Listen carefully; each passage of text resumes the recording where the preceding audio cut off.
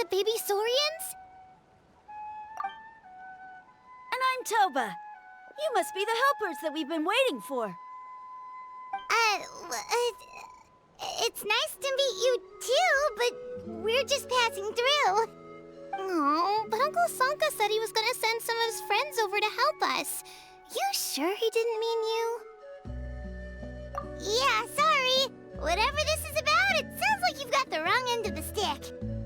Wrong end of the stick? Darn it! We've been tricked, Huni. I should have known that Glasses Guy was a con artist. What are we supposed to do about the baby Saurians now? Time's running out. It's okay, Huni. Don't worry. Why don't you tell us what happened with these baby Saurians, huh? There's been a lot of unrest in the tribe lately, and my dad's Saurian got injured. Her name's Nana, and she has 3 little babies. After what happened to Nana, her babies were so scared that they ran off and hid. I'm really worried about them, so I decided to go look for them. If Nana is your dad's Saurian, why isn't he the one looking for them? My dad's one of the elders, so he's busy getting ready for Turnfire night. It's a really important ceremony, more important than this, anyway. I'm not supposed to be out here either, but I snuck out without telling him. I didn't think it would take very long, but then that guy we ran into made us tell him loads of stories, and it wasted so much time. Yeah, he was so selfish. He doesn't have a heart. It's all right. Don't let him get to you. We're here now and we'll help you because we care a lot, don't we, Traveler? They should be. I already managed to find their tracks, and it seems like they're hiding on the cliff. Really? Wow! Thank you so much, Miss Traveler and Miss Paimon. Awesome. You gotta be careful out on the cliffs, though. They're really steep. Even grown-ups have trouble climbing them.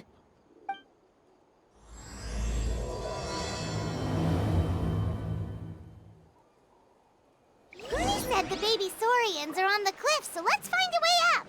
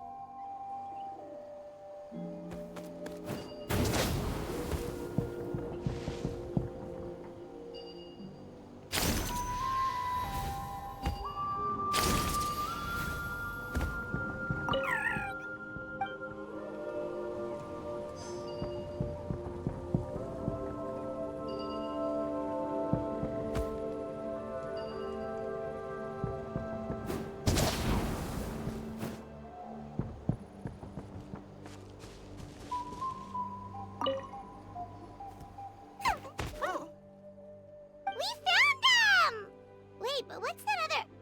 a how? Well, if it isn't the gruesome twosome who wormed their way into our servant circle of friends. Still awestruck from the last time we met? Would that be why you hastily scrambled up here to pay your respects the moment you saw us? I suppose we can't blame you. Such is the spell that our Majesty casts on our minions. Very well. You heathens leave us no choice. The almighty Dragon Lord, Kahula shall grant you the audience that you seek. Come, pucker up. You may now kiss our feet. Wait, aren't you like Kinich's sidekick? What the heck are you going on about? You're somehow managing to be even more annoying than the last time we met. Silence! Who are you calling sidekick? We are the Dragon Supreme, sovereign ruler of the Nation of Flame. We shall have you know that last time, were it not for Kinich's earnest pleading on your behalf, you would have received not a single word of mercy. Oh, come on. You talk big, but Kinich clearly has you under lock and key. That's great, Sovereign, to you. You dare invite the wrath of the almighty Dragon Lord, Kahula How. You will burn in Turnfire for 1,000 years for your blasphemy! If you must know, our humble servant begged us to investigate an abyss incident near Huitztlan, and we chose to grant his request. Abyss incident? See this little lizard? Its mother, a medium-sized lizard, came under the influence of abyssal power. In her confusion, she attacked my servant's tribe, then assailed her own offspring. Yikes. So how is she doing now? She was but a lowly bug fighting against the power of the abyss. Naturally, she has departed for the Night Kingdom. Such a fragile creature. Apparently, she ended her struggle by leaping from a cliff. Leaping from a cliff? My dear anemic flying ant, as addled with questions as your head may be, please keep them to yourself and wipe that absurd expression off your face. We are the almighty Dragon Lord Kahula-How, not a wish-granting fountain. Anemic flying ant! You! Just you wait. Two can play at the ugly nickname game. We sense a faint abyssal energy. An evil sorcerer must be lurking nearby, but they are well hidden. If you encounter any suspicious outlanders, be sure to give them a robust interrogation. Suspicious outlanders? Wait, are you mocking us? Ha! How dare you cast aspersions on your ruler, heathen! You're just lucky that our servant has such vile taste in friends. Otherwise, we would beat you black and blue, and then purple, then black again! If you're not here to kiss my feet, then get out of my sight. Do not impede the work of the almighty Dragon Lord, Kahula-How! Potty mouth on that guy! Paimon is furious! Still, good to know about the abyss threat, huh? Wasn't expecting that. Let's not get sidetracked.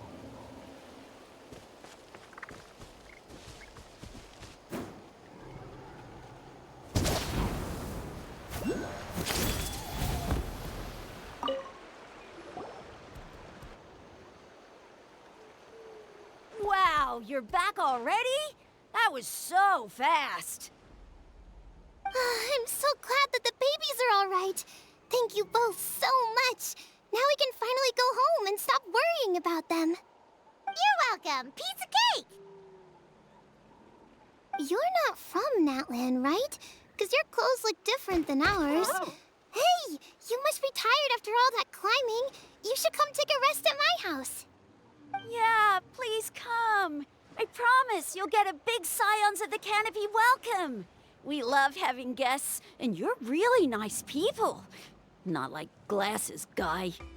By the sound of it, Glasses Guy wasn't from Natlan either, right? Uh-huh. Well, his clothes sure weren't. You know what? Now that I think about it, there was something really fishy about him. Really? Maybe he was the suspicious outlander that Ahau mentioned. Sure, if you're interested. Let me think. How did the conversation go again? Oh, please, mister. I've told you so many stories already. When are you gonna help me find the baby Saurians? Just one more story. One more, I swear. Why don't you tell me more about that ball of fire? I heard that there was a huge transparent ball of fire that used to burn 500 years ago, 1,000 years ago, maybe even further back than that. Oh, you mean Turnfire. That's where the ancient name Mollypo comes from. Oh, wow. So it was the origin of an ancient name. That's impressive. Uh-huh. There's a story behind every ancient name. The legend goes that the Turnfire first appeared in the era of the Grand Alliance. It was used by the tyrant Huitztlan to rule over Natlan and oppress anyone who opposed him. Turnfire is different from normal fire. If you get set on fire with it, you'll feel horrible burning pain from behind you, but you won't die from it right away. And whatever you do, you mustn't turn back to look at it. Why? What happens if you turn back? As soon as you turn around, poof! You get burned to a crisp. Well, good golly gee. I mean, it's one thing to singe someone's clothes, but burning people alive? That is a big no-no in my book. Right? How nasty is it to burn someone from behind and not even let them turn around to look? Huitztlan really was an evil tyrant. Yes, shocking behavior. Now, let me guess. Eventually, a valiant hero came to save the day? That's usually how these stories go. Good guess, Uncle Glasses. Seems like you really know your stuff. The hero was called Yupanqui. He's the ancestor of our tribe. Yupanqui was friends with Huitztlan the Tyrant, and also Yupanqui, the first Pyro Archon. He was working as an ordnance officer for the Grand Alliance at the time. He didn't like how Huitztlan was such a cruel tyrant, so he stole the Turnfire and threw it at the Huitztlan's army. The soldiers couldn't defend against it, and they all got turned to ash. And that's how our ancestors set our people free. But just as he was about to leave the city, he thought he heard Huitztlan calling out to him from behind. It caught him off guard, and he turned around to look. But Huitztlan wasn't there. All he saw was a city burned black, an army in ruins, and giant flames reaching up into the sky.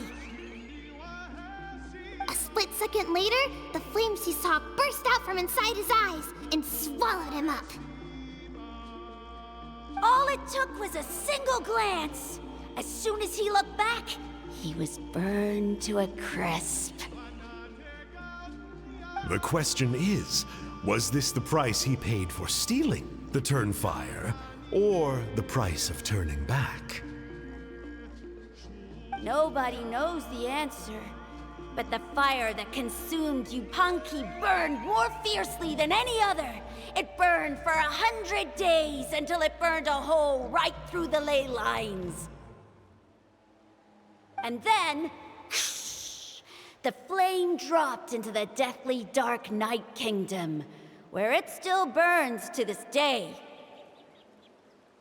The grown-ups say that it lights up the path that leads to the next life. But for the dead to be reborn, they have to accept the flames and be purified by the fire first. It's like a final look back at your life, where you have to answer for everything you did. Anyway, that's the story of Yupanqui's Turnfire. Ah, a fine parable indeed. So, is it true? Is it really possible to find this fire in the Night Kingdom? I don't know. I think it's just a story. Either way, I assume this name has been passed down in your tribe ever since? Sure has. It went to Burkina, the hero that we celebrate on Turnfire Night. But that was 500 years ago. Yeah, and now belongs to Kinich, so we often call him Malipo Kinich. Kinich, huh? All right, Uncle Glasses, that's enough stories. Now, can you please go find the baby Saurians for us like you promised? I would, but doesn't the legend of the Turnfire teach us not to look back? Let's not go dredging up the past. Tell me more about this Kinich guy. One more story, I swear. Starting now. No? Careful, Toba. You look dangerously close to cursing me out right now. Tut tut. We can't have that. Cursing is for grown-ups only. Uncle, you'd better not be trying to trick us. or the Turnfire will get you when you die! How would it get me if I'm outside of Natlan? Uncle Glasses isn't from here, you know. Unlike you. Huh? Wait, is that?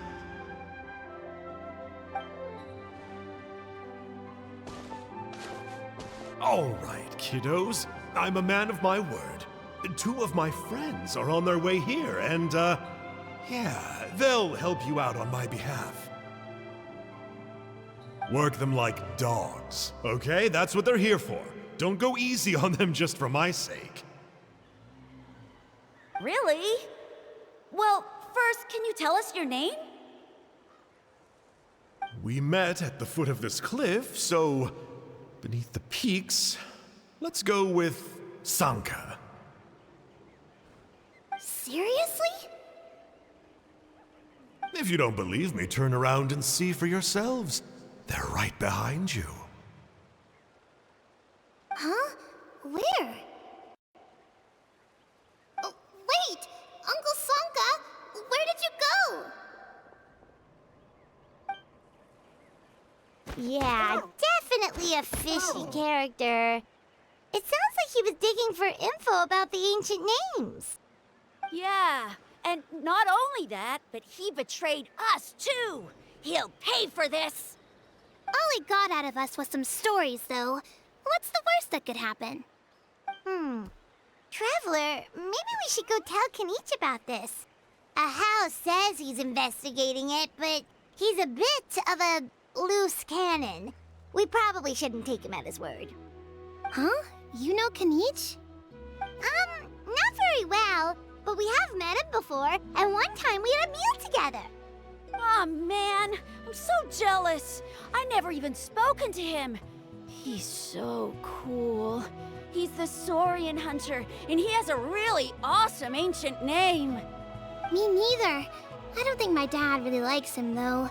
He always tells me to stay away from him. Probably because of that little creep he always hangs out with. He's nasty, and he's so full of himself. Oh, the creep who calls himself Kahul Ahau? Yeah, we've had the pleasure of meeting him too. He sure loves pushing people's buttons. Exactly. I don't know why Kinich partnered up with him. Why didn't he pick me instead? Uh-oh! Huni, look how late it is.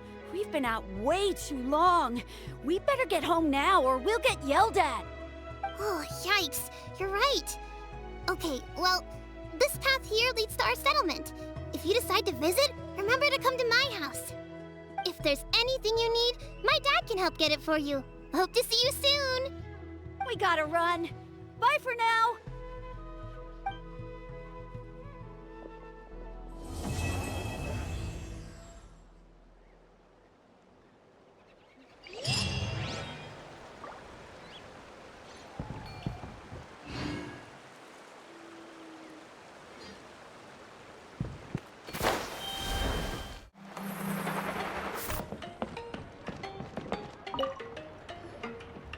Huni, what were you thinking, going out by yourself? Don't you know how dangerous it is? It's okay. Toba helped me. And we met some kind strangers who helped us, and... Kind strangers? What made you so sure they were so kind, huh? Oh, I suppose they had kind stranger written on their foreheads? Yeah, actually, they did. In big, bold letters. Don't talk back to me. The Mountain King problem still hasn't been solved. What would I do if I lost you too? No dinner for you tonight. They were good people, Dad. Dinner or no dinner. Hello again, Huni. It's Miss Paimon and Miss Traveler. Dad, it's them. They're the ones who helped me. And I promised we'd take care of them if they came to visit. Oh, so you're the kind strangers. Well, I'm Trinidad. Apparently, you helped my daughter today, so if there's anything you need, just ask. As an elder of the Scions of the Canopy, I've got some influence around here. Now, I trust that you're sensible people, who know better than to take advantage of their host's generosity. Yep, just helping a neighbor. We're not looking for anything in return. Oh? Well, let's hope so. Dad, please! They're not bad people. They've eaten at the same table with Kinich before. Be nice to them. Kinich! Wait! I heard that two mysterious travelers from afar showed up at the Stadium of the Sacred Flame. Are they you? And Paimon's the other. I do apologize. A lot's been going on in our tribe lately, and I suppose the pressure must be getting to me. I can't believe I was so rude to you. I feel ashamed. We got off on the wrong foot. Can we, start over? Oh, now we're talking. Seriously, though, don't worry about it. Already forgotten. We're just happy to see Huni got home safe and sound. Oh, you just arrived, I take it, and it would be my honor to give you a hero's welcome tonight. Careful now, that's quite an about-face. We've heard that kind of thing can lead to spontaneous combustion around these parts.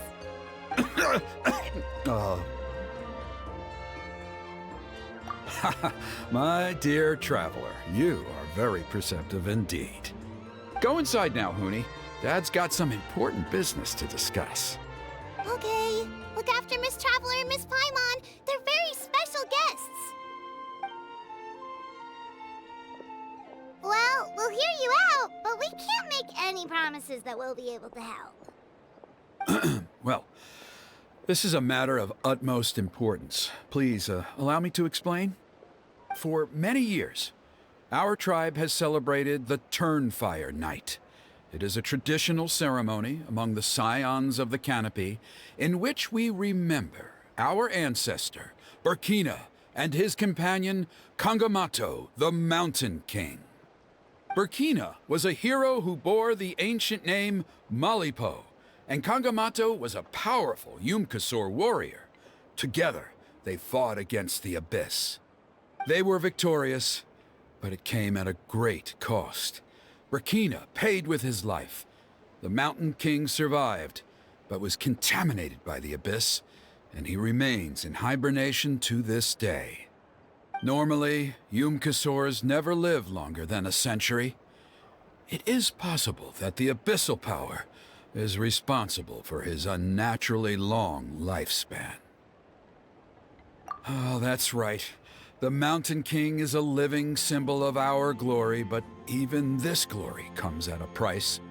The Abyssal Power inside him is highly sensitive, and when it is disturbed, he awakens and flies into a blind rage, attacking anything that moves.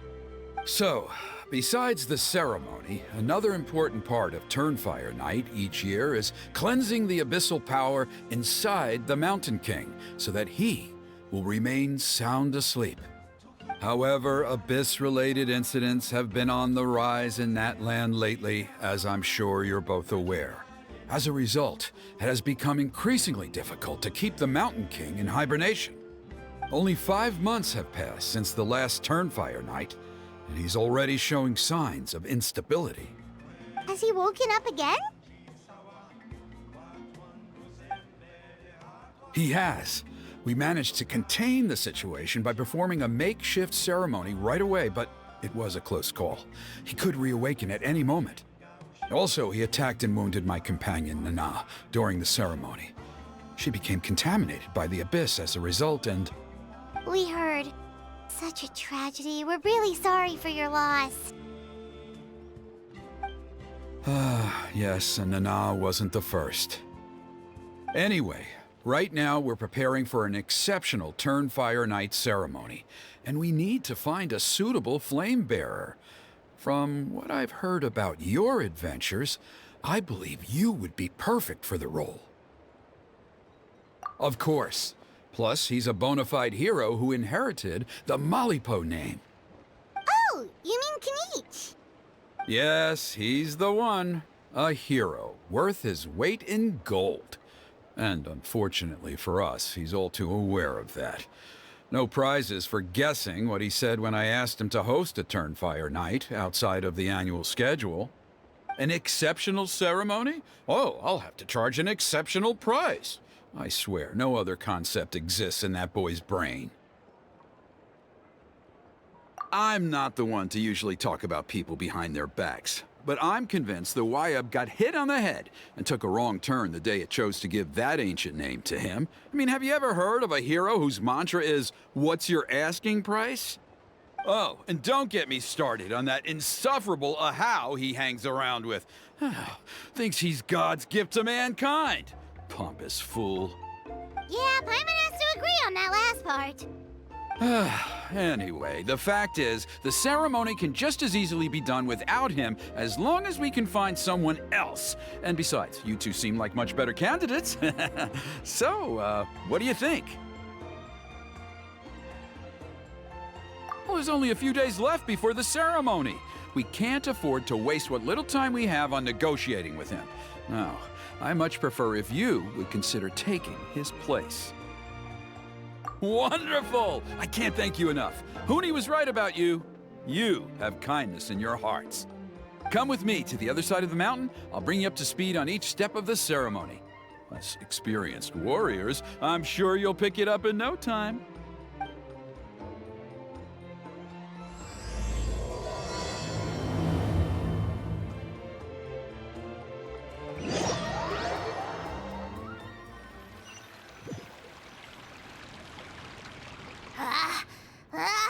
Achoo!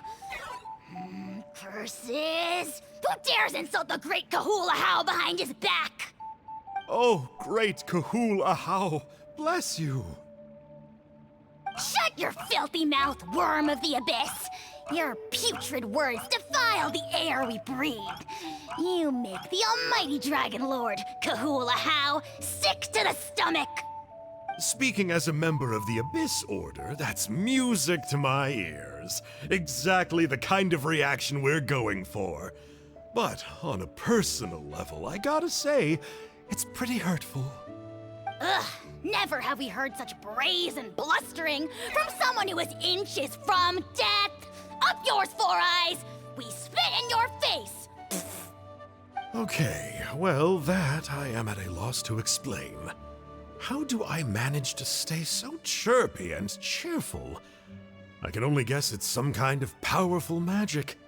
But I digress. Mr. Kinich, I admit it, you, sir, are a legendary hunter. Still, the only reason you caught me is that I was reluctant to run away. You see, I'm very interested in the lore of your tribe. Okay. Is that it? Kay? Aren't you intrigued to know what it is about you guys that prompted a visit from the Abyss? It's the extreme sports! The other day, I narrowly avoided getting hit by a very brave soul who just leaped off a cliff. I think you call it bungee jumping? Anyway, I was very impressed. That is what I call embracing the spirit of adventure. Look, I even did a painting inspired by the bravery and freedom of the Scions of the Canopy. You scum-sucking swine! I swear, if you go bungee jumping, it'll be without a rope! Head first off the tallest cliff, with a band of hunters on your tail, and nowhere left to run, and a bottomless cesspit waiting for you on the ground. You say that, but I get the sense that Mr. Kinich isn't planning to take my life right now. On top of that, I'm tired of spying on you from afar. So why don't we just negotiate a comfortable operating distance that works for both of us? I've heard that the most important thing in human relationships is to respect each other's boundaries. What do you say, Mr. Kinich? Or you could tell me what it is you're really after. What? And then I'll name my price.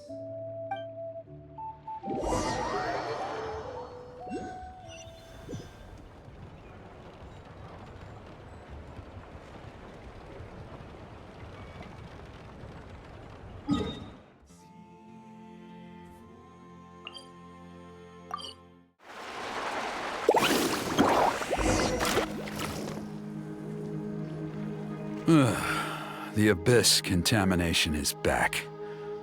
No surprises there. No doubt that explains the Mountain King's recent activity. See those torches over there? Those are the Sacred Flame offshoots that we requested from the Stadium of the Sacred Flame. They contain the power of the Pyro Archon. Are you saying that the Sacred Flame and the Turnfire are the same thing? Well, for ceremonial purposes, at least. Sending someone to the Night Kingdom to retrieve the legendary Turnfire isn't exactly an option.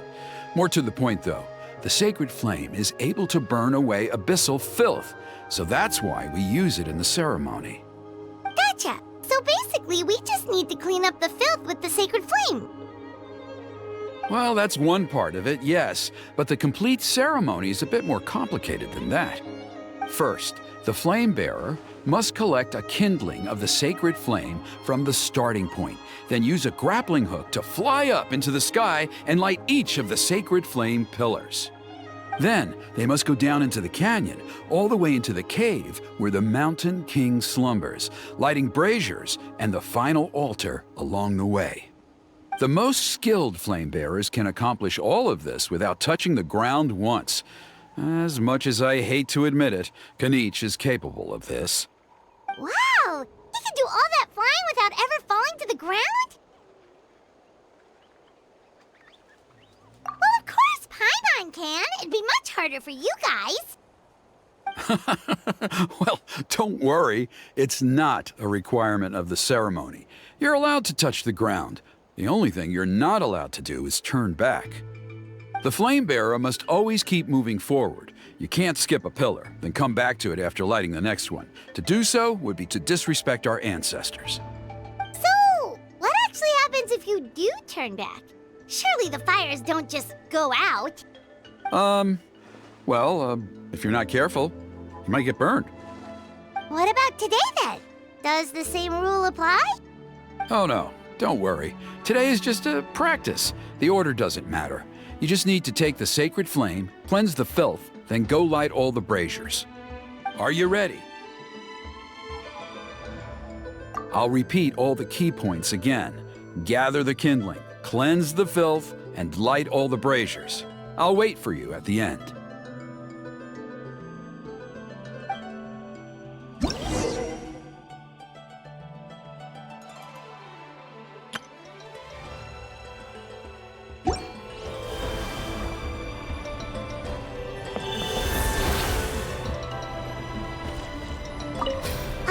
Let's use this kindling to complete our mission. There's abyssal filth over there. Let's burn it away with the sacred flame.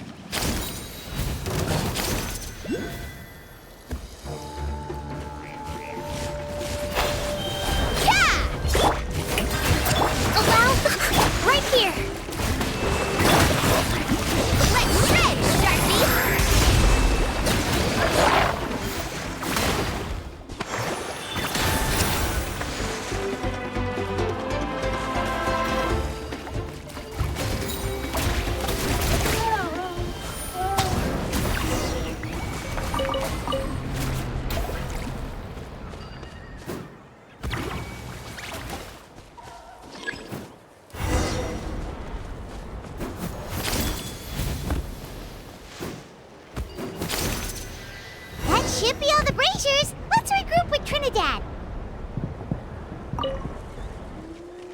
I knew I was right about you. You have outperformed all of the other previous candidates. If there was an ancient name for outstanding flame bearers, I'm sure the Wyab would consider you for the honor. Yeah, although it would probably take Paimon quite a bit longer. All right, now there's still a few days left until the ceremony, and I should probably get back so I can inform the chief and the other elders that I have found the flame bearer we need.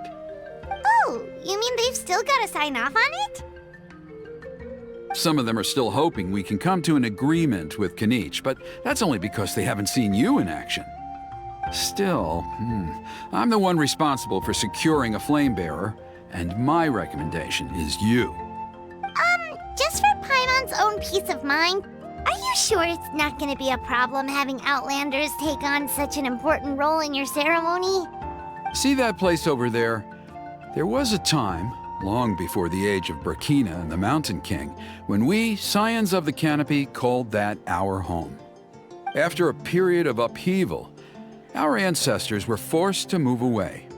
Now, it has become a place where our youths go to develop courage and kindle a spirit of adventure. If we fail to keep the threat posed by the Mountain King at bay, it might not be long before we have to move again and find a new home. So, to answer your question, I think everyone will agree that you are the right choice. Fair enough. Desperate times call for desperate measures. I'll need you to drop by my place at some point before the ceremony, if that's all right. There are still a few final details that we need to discuss. Okay, see you later then. You have my gratitude. We've helped out with a lot of other local festivals before, but this one feels a little different. Anyway, let's take a break before heading back to Trinidad's place.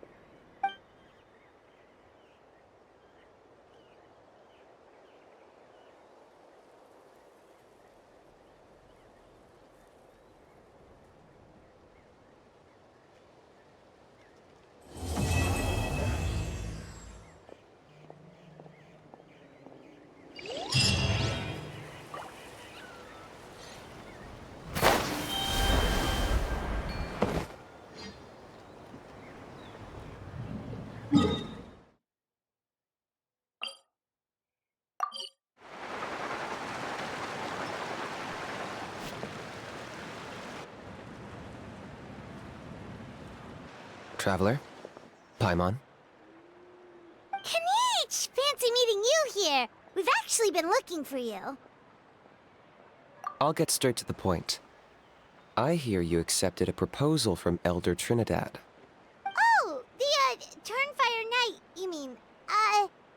You were still his first choice. It's just... Oh, jeez. It's not what it looks like, promise.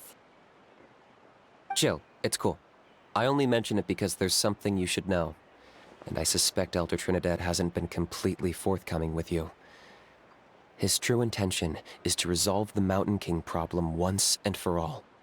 Once and for all? You mean this'll be the last Turnfire Knight ever? That's right. He wants to use you to send the Mountain King to the Night Kingdom. To the Night Kingdom? You mean... To his death. Whoa, are you serious right now? You shouldn't go blurting out accusations like that. I could get you in trouble. Too blunt? Okay. I'll phrase it more gently. There is potentially a possibility that Elder Trinidad may be hoping that during the course of the ceremony, you kill the Mountain King dead. But that's ridiculous. He told us the Mountain King is a living symbol of your tribe's glory. And that glory comes at a price. Oh, that's right. The Mountain King is a living symbol of our glory, but even this glory comes at a price. Ah, yes, and Nana wasn't the first.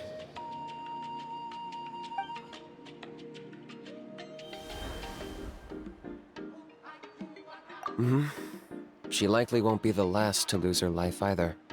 Still, is killing the Mountain King really the only way? It seems so extreme. The Mountain King is a unique case when it comes to abyssal contamination. It's eaten away at him for so long that it has consumed him entirely, and the damage is irreversible. That evil power has both driven him insane and kept him alive over the centuries. So, to look at it one way, once it's completely purged from his body, the Mountain King will finally be able to rest in peace. In past ceremonies, we've only purged around half of the abyssal power. This was to strike a balance, to keep him alive, but also keep him asleep.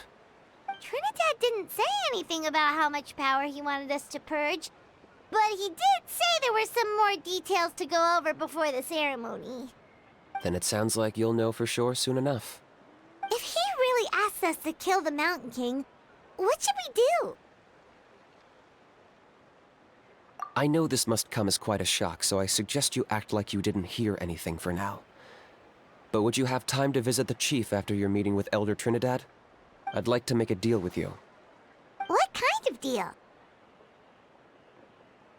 One that comes at a very reasonable price. I'm sure you have plenty of other questions, but we can talk more later. Good. See you soon.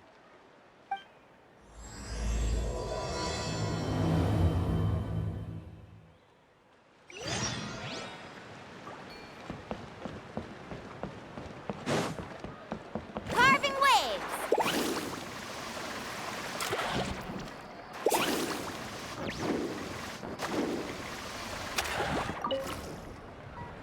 Ah, mighty Outlanders, you have returned. Did you have a good rest? It was, pretty good, yeah. Glad to hear it. Things are progressing very smoothly on my end. Many of the elders have heard of your heroic deeds, including the chief.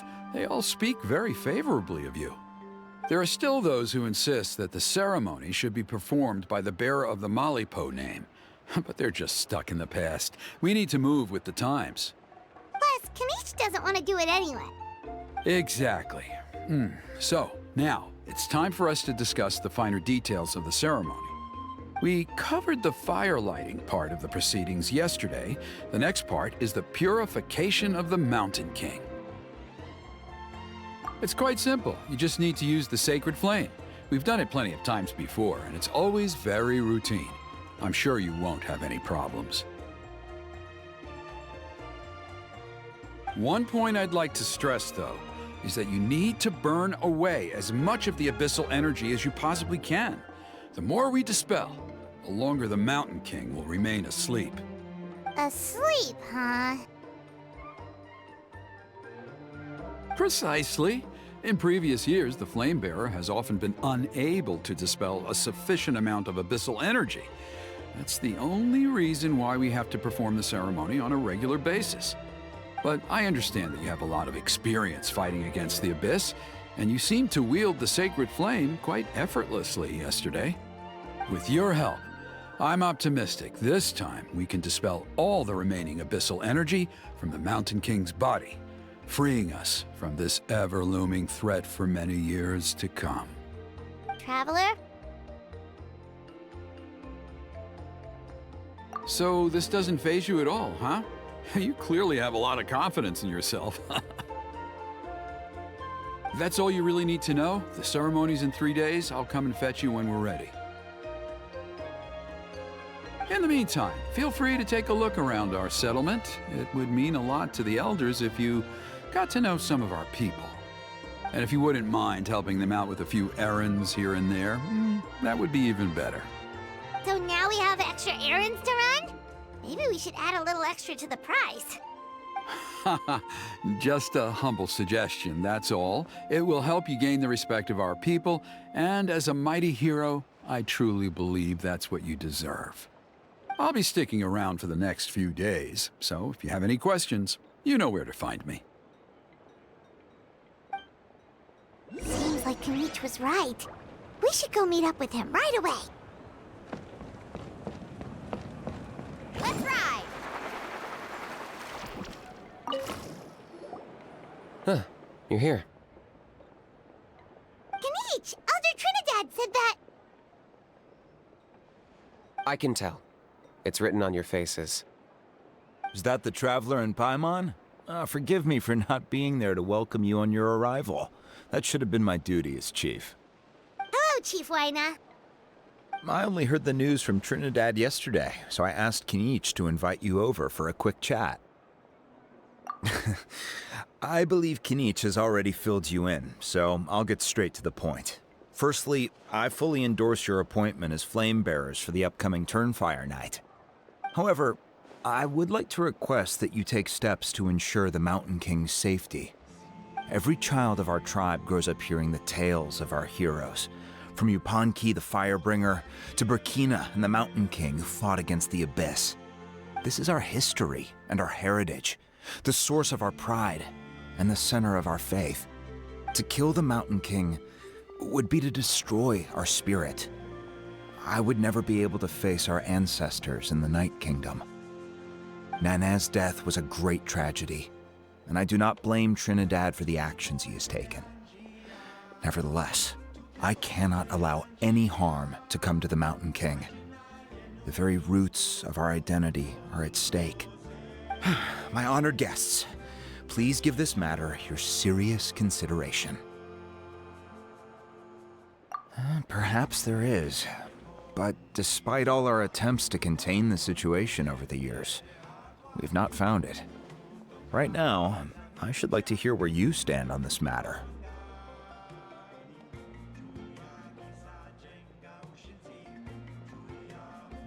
I understand. There are still 3 days left before the ceremony. I hope they will bring you clarity. So, Kinich, earlier you were saying that... Let's walk and talk. I'll show you around the tribe. That works too. Paimon needs to get some air after this.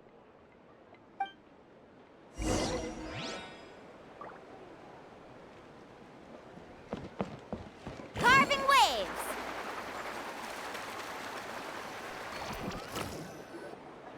Kinich, Paimon finally understands why you turned Trinidad down. You knew what he was planning, didn't you? That's why you didn't want to be the flame bearer this time, because it's a double-edged sword. The whole Mora thing was just a sneaky excuse. Double-edged sword is right. But my response wasn't merely an excuse. To solve this exceptional problem, an exceptional price must be paid. I'm working on it. Really? Well, come on then, let's hear it. In a moment. Didn't you have a question you were about to ask me? Oh, yeah. What was it again? Oh, right. We need to talk about how. He's completely unhinged. I agree that he has a problem. He needs disciplining, so I hired him a teacher. You got him a teacher? Oh, Paimon would love to see him get scolded for bad behavior. Anyway, moving on. When we ran into a How, he said you two were investigating some Abyss thing together. Is that related to the whole Mountain King situation? Yes, that's the angle I've been working on. I'm a Saurian hunter, but I occasionally hunt the Abyss too. One time I was pursuing some purple demonic dogs when I accidentally entered a hidden space. I did some research after the fact. Apparently they're known as beastly rifts, and there are many of them of all different sizes. That's where those purple dogs were coming from. So, if we can locate one of these beastly rifts, clear the monsters out, and move the Mountain King inside, he'd be able to continue living, but without posing a threat to the tribe. Whoa, that sounds kinda crazy. Would it really work? It's not without its risks, of course. There's a lot of unknowns in the equation. For instance, for all we know, a prolonged period inside the rift could make the Mountain King's condition worse. Still, we desperately need something like this, even just as a temporary measure. You've seen the conflict the issue is causing in our tribe for yourselves, and believe me, it's been a long time coming. The chief is adamant about keeping the Mountain King alive, whatever happens. Paimon can understand. It's less about the Mountain King and more about preserving your culture and heritage. Yes, but on the flip side, you've got people like Elder Trinidad, who is more concerned about protecting the people he cares about now and into the future. And he has every right to take that view. It's one thing to try and preserve the last remnants of a glorious past, but making your kin pay the price for it? No one can seriously tell them that's a fair trade. You're right. There's no easy answers here. Let's leave that to one side for a moment and assume we go with your plan. How do you actually intend to find one of these beastly rifts? Because at least in our experience, the dogs open the rifts when they want to attack us, not the other way around.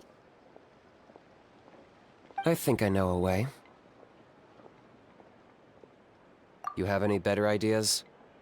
Not at the moment, but it just feels like using the power of the Abyss for our own ends isn't gonna end well. After all, the Abyss is what turned the Mountain King into a monster in the first place. People are gonna think you've lost your marbles. If it doesn't end well, then that's the price we pay. Everything in the world comes at a price. Even when Yupanqui, the Firebringer, stole the Turnfire, it cost him dearly. The Mountain King's erratic outbursts have brought tensions within the tribe to a boiling point. Unless this gets resolved quickly, everyone will be stuck in a stalemate. All right. So what's this deal you wanted to make with us? We're hardly experts on exploiting abyssal power. All I need you to do is keep people away from me. I'm getting harassed on a daily basis by people trying to convince me to be the Flame Bearer. I can't afford to waste all my energy dealing with them. If you help me out, there'll be a gift for you in return. Ooh, what kind of gift? Something well worth your while, I'd say. Just keep doing what you've been doing. Integrate yourself with the tribespeople, so everyone comes to terms with the fact that we have a new Flame Bearer. That way, I won't have an endless stream of people coming to beg me to join the ceremony, and I can focus on finding a way to summon the beastly rift. Then, when the day of the ceremony comes, we'll move the Mountain King into his new home. Still sounds pretty crazy. Even for a daredevil like you, that's dangerous. And even if it works, what if neither Chief Wyna nor Elder Trinidad are happy with it? Have you thought about what you'd do then? At least the two of them would finally be on the same side of the issue, leaving only me on the opposing side. The tribe needs leaders like them far more than a Saurian hunter for hire like me. Can I take that to mean that we have a deal? For sure. And who knows? Maybe we'll come up with an even better solution to all of this in the next couple of days. Great. Well, for the next couple of days, please spend some time among the tribe and lend a hand wherever you can. I'm sure everyone will be swept off their feet when they meet our new Flame Bearer. Good luck to us both.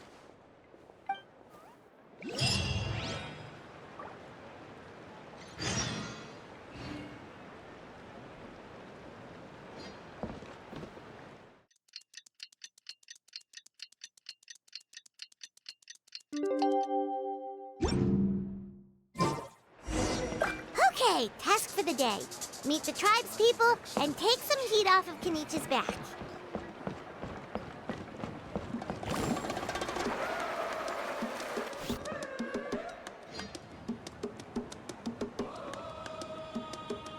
Oni, how can you call the Mountain King a monster? Because he hurt a lot of people. And look what happened to Nana. But it wasn't on purpose. The Mountain King is sick, that's all. He's been hurt by the Abyss. That's true. But the fact remains that he's now a threat to all of us. How can you be so harsh to someone who's sick? If you don't take back what you just said, I don't know if we can carry on being friends. Toba, Huni, what's wrong? Huni's saying nasty things about the Mountain King. It's not right. He's our hero. Once upon a time, maybe, but not anymore. Yesterday, maybe, but not anymore. Toba? Fine. I guess my dad is right. Things change, and you just have to accept it and move forward. As of today, our friendship is over. There's no going back. Oh, come on, cut it out, you two. We have some great news to tell you. The Traveler is gonna be the flame bearer for the next Turnfire night. She's gonna do a beautiful ceremony and cure the Mountain King's illness for good. What? Really? So that's what my dad wanted to talk to you about? To be fair, from what we saw the other day, you are pretty good at climbing cliffs. Probably just as good as Kinich. Wait, speaking of Kinich, where even is that guy? Oh yeah, good question. Is he not coming to the ceremony anymore? We can get him to come, but if he catches you two fighting again, he won't be happy. He'll be sure to give you both a piece of his mind. No, we can't let that happen. I've never even spoken to him before. I can't afford to make such a bad first impression. I didn't mean to argue with Toba. All I said was that the Mountain King has done some pretty bad things. He was the one who turned it into a fight. Yeah, if you weren't friends, there's no way Toba would have come to look for the baby Saurians with you. All right. Well, because it's the Traveler and Paimon and Kinich, I'm sorry, Toba. I'm sorry for all the mean things I said about the Mountain King. Dad just really misses Nana, and I was really upset that she's gone, too. Huh? Oh. I shouldn't have spoken to you the way I did either. It wasn't very nice of me. For the Traveler and Paimon, Kinich, and for Nana. I'm sorry too, Huni. That's more like it. Now you're best friends again! Guess so. Toba, if I ever say something mean about the Mountain King in the future, I'll make sure I say it to someone else, and not you. I'd better go buy some colored cloth for my dad now. He needs it for Turnfire night. Let's play again some other time. See you, Toba. See you, Traveler and Paimon. Okay. I'll head home as well then. See you next time. Okay, take care, you two. Even though they said they're sorry, it looks like their friendship isn't as strong as it was before. Let's just hope we can solve this once and for all. Come on, let's move on.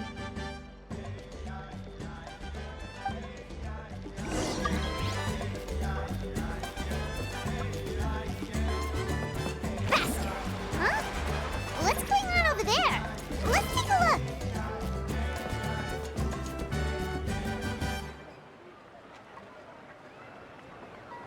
Hey there! What's happening here? A rehearsal for the Turnfire night dance. Ooh, there's a dance involved? Paimon wants to learn too! You don't know it? Ah, I guess you're not from these parts, huh?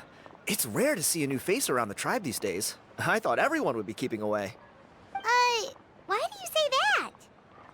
Because of the Turnfire night, of course. The Mountain King could wake up at any time. That's why we're holding an emergency ceremony. This isn't one of those fun and games festivals. For outsiders, it might even be a little dangerous. Well, did you know that the Flame Bearer this time is actually gonna be an outsider? Oh, I did hear about that. It's a first for sure. I would have loved to meet them in person. What? Oh, it's you? Man, oh man. Well, this is a nice surprise. It's funny. I was just thinking that I'll probably miss out on meeting the new Flamebearer since I'm not taking part this time around. Then suddenly, there you are. Must be my lucky day. You're not taking part in the Turnfire night? How come? You're not an outsider too, are you? You must be joking. Watch this.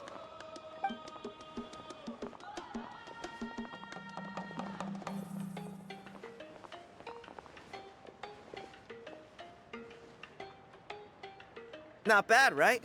Yeah, I'm considered one of the better-looking guys who dances beneath the pillars of the sacred flame.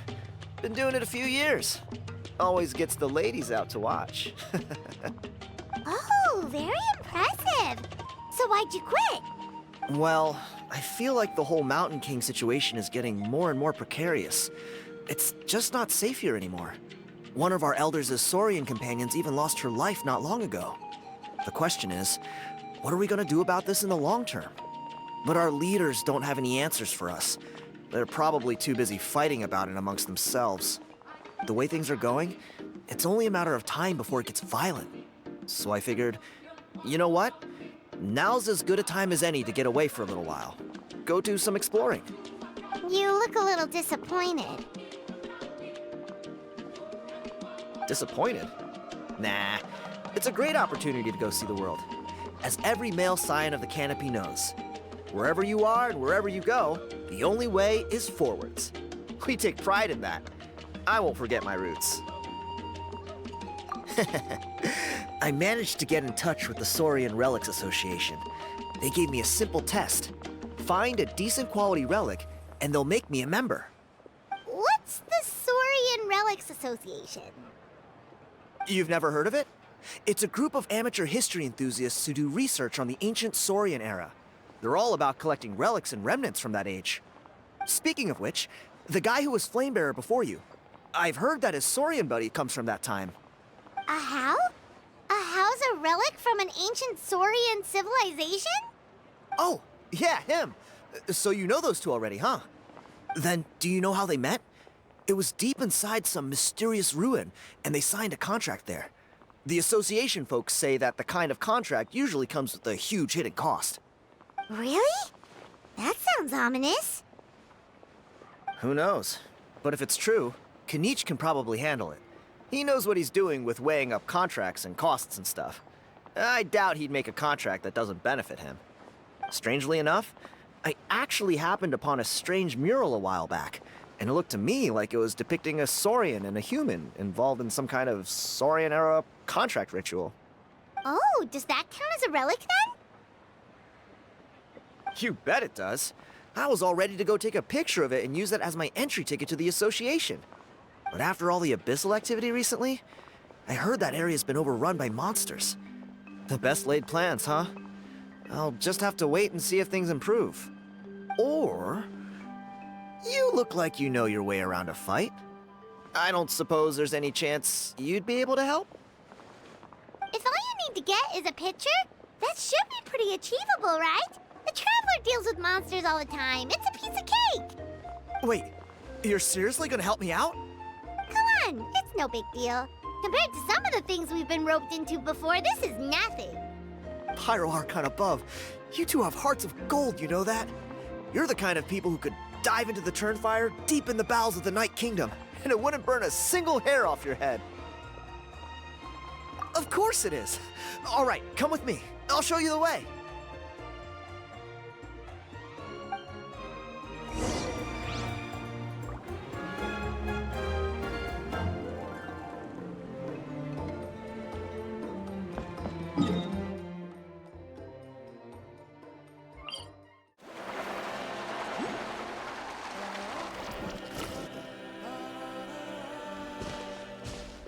There it is.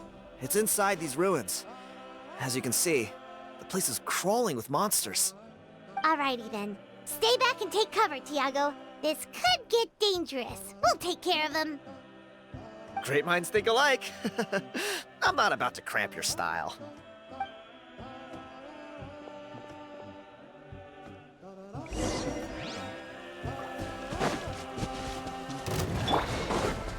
Rust and rebuild! Let her rip! Let the world come alive! Billowing surge! Clear the area! Let's ride! Amazing!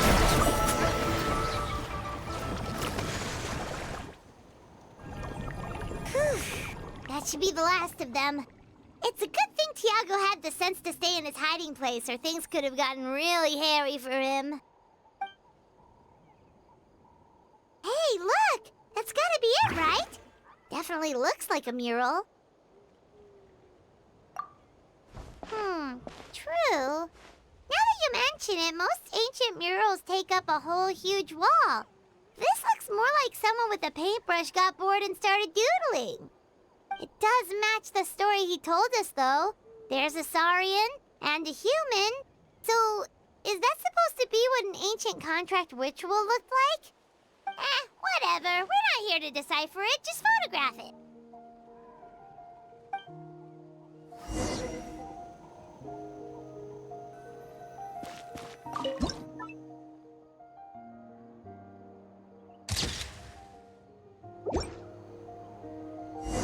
That's a wrap. Let's take it back to Tiago.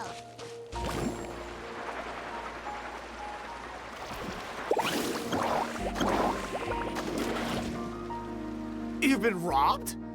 Oh, Ponche. And I thought my luck was bad. Oh, I put blood, sweat, and tears into that, and now I've got nothing to show for it. Some gap-toothed goon stole it from me.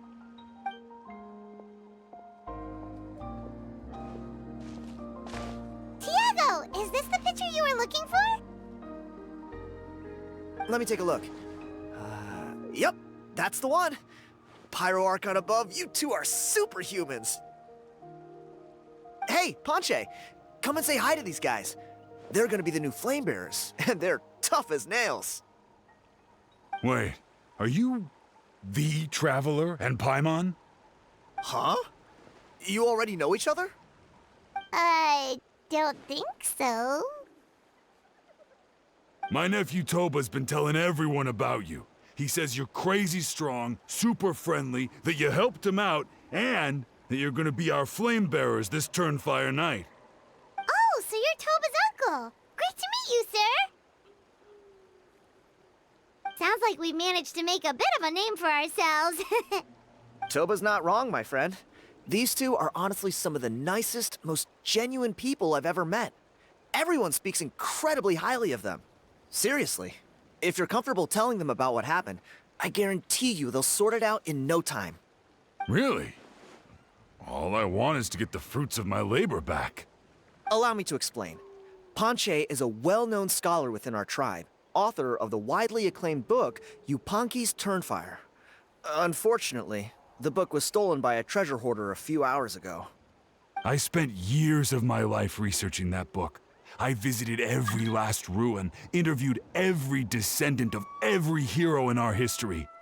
On the word Malipo alone, I covered at least 5 different interpretations of the meaning based on accounts from different villages. It was an unparalleled masterpiece. And now it's all gone. That little goon ambushed me during my morning walk. He snatched all of my belongings, including my entire manuscript. That book was everything to him. It's like they robbed him of his soul when they took it. Look at him. Lost and listless. He's a shell of the man he was. Dear honored guests of our clan, I am but a helpless old student. If only for Toba and Tiago's sake, please help me, I beg of you. See what I mean, Ponche? Now you've run into these two, your luck's about to change, big time. I don't know if he's still there, but come on, I'll take you.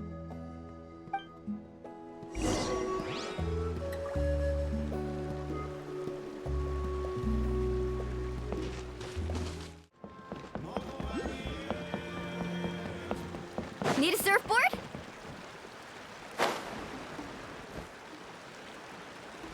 Hey! You thieving rat! Give me my things back! What do you want now, you old bum? God, you're a waste of space. Prepare to get shoved butt first into a tree hollow. Oh, what's this?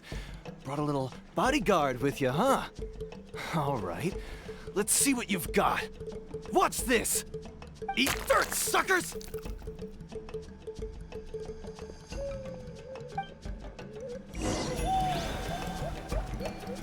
Hey, he's trying to get away! You good? Let's chase him down! Stop, please! By all the warriors, heroes, gods, and kings, I can't run any longer. Please, I don't have your stuff anymore. Have mercy. Oh, yeah? Well, where is it then? I threw it away. You threw it away? The old bum's bag didn't have a single mora in it. Just a tatty old book, worn out pens, and some old rags. All that time lying in wait was for nothing.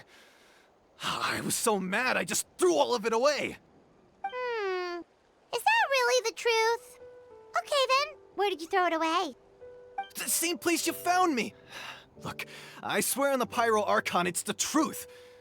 May all my worldly possessions be turned to ash by Turnfire if I'm lying.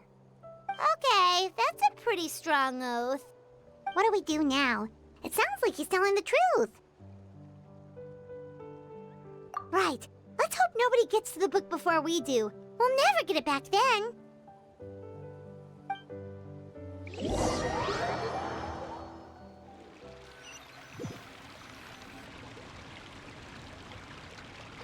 Although the Turnfire is a heroic symbol in Huitztlan, it always comes with the more ominous implication of eventual tragedy. This holds true for all bearers of this ancient name in recorded history. Each one of them died of non-natural causes, as if the specter of the Turnfire was always lurking in the background. This appears to suggest the existence of some higher power that is always watching the name-bearer, examining their actions, and eventually demanding payment in return. None can escape this payment, unless, perhaps, they could honestly swear by Turnfire to never make a single mistake in their entire life. Yupanqui's Turnfire. What an incredible work on ancient name philology. I can't believe it was just lying there for me to take. Let me see, the author is Ponche. Nice. A gentleman and a scholar. Silence, book muncher. The great Kahulahow will suffer your droning voice no longer. Do you truly find no joy at all in perusing such rich historical records? Joy? What joy is there in this pointless drivel? Well, it makes a pretty shocking prediction.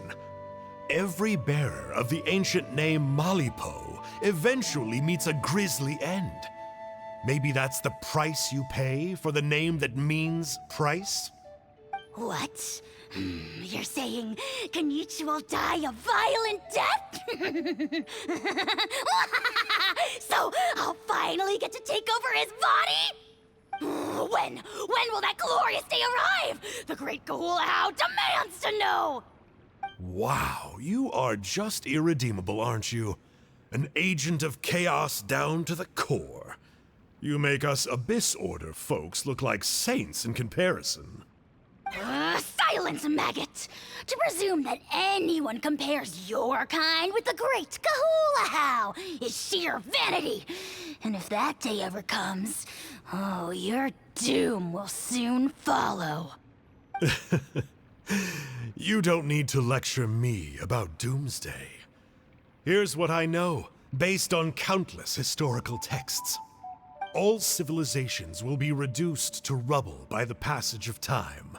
From ancient kingdoms, to heavenly thrones, to worlds beyond, there are no exceptions.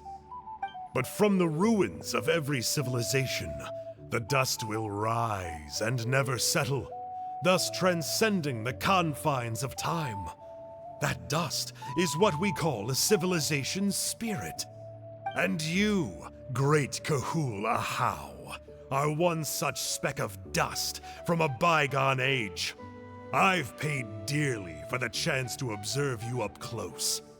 Now, let me take a good look at you. We'll see whether any memories of that age still remain inside you.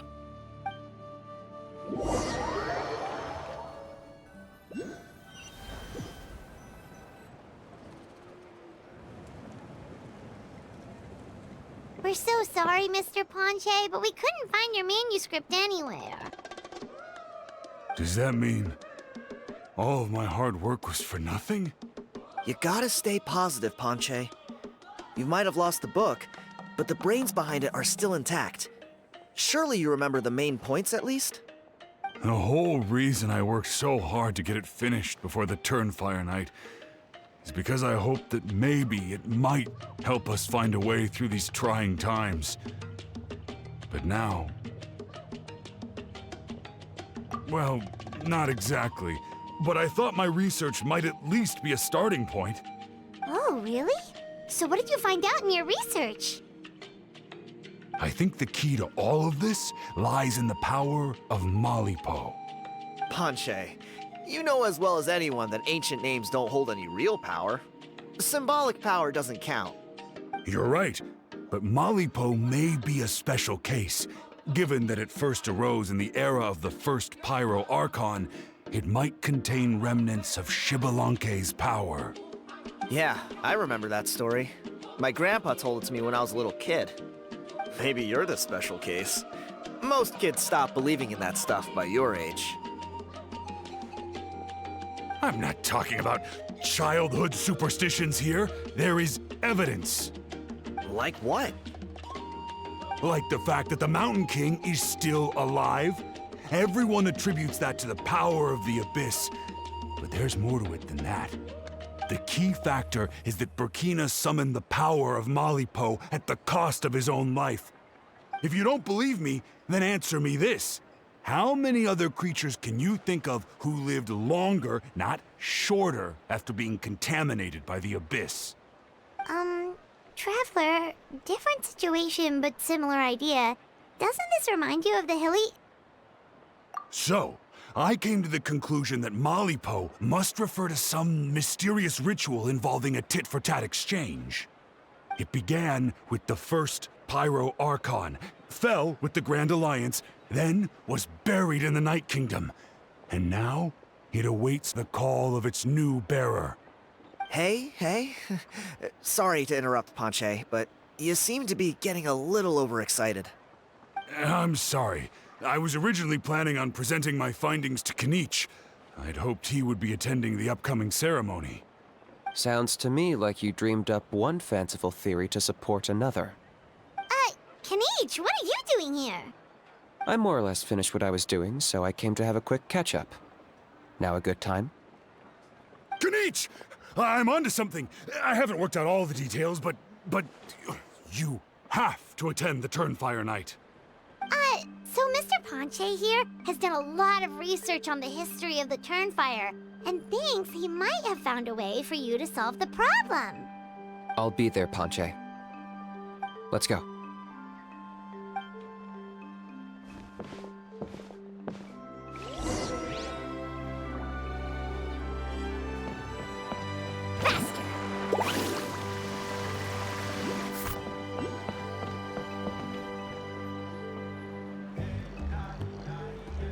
Here will do. Yeah. I'd like your help giving it a trial run tomorrow. If that works, we have our plan come Turnfire night. Sounds like you're not considering Ponche's idea. You heard him. He hasn't worked out the details yet. We need a more practical solution with concrete steps to follow. Yet? Are you saying you think he might actually be onto something? I think it's possible, based on something I know about the war 500 years ago. Burkina didn't fall to the Abyss. He was killed by the Mountain King in an episode of madness. In his final moments, Burkina made the fateful decision to not fight back, and instead pass his blood and power on to the Mountain King. Maybe he thought the Mountain King was stronger than him, and more valuable to the tribe. Or maybe it was just out of loyalty to his friend. Either way, I can believe the Turnfire was involved. Whether you think his sacrifice triggered it, or his fate was sealed from the moment he took the Malipo name, it makes sense to me. How can you drop these truth bombs with such a straight face? This is what I've gleaned from my many interactions with the Mountain King. His mind is so disordered. It took some time to piece it all together. The story Elder Trinidad told you was the more palatable version of events. The truth is even darker. The Mountain King's mind isn't just disordered. He is suffering and feels great shame. I believe he wants to be put out of his misery. What? Then what should we do? Should we grant him his wish? Of course not. We should help him move to a new home. It's the only practical solution. The Mountain King is a hero to my tribe. An object of worship, even. Ending his life would be like desecrating a statue. Still, he's been the cause of multiple disasters, and we can't afford to have any more. Ugh. Practical solutions hurt Paimon's brain. Can we follow our hearts next time? Then let's break for the day. I've already found a suitable venue for tomorrow.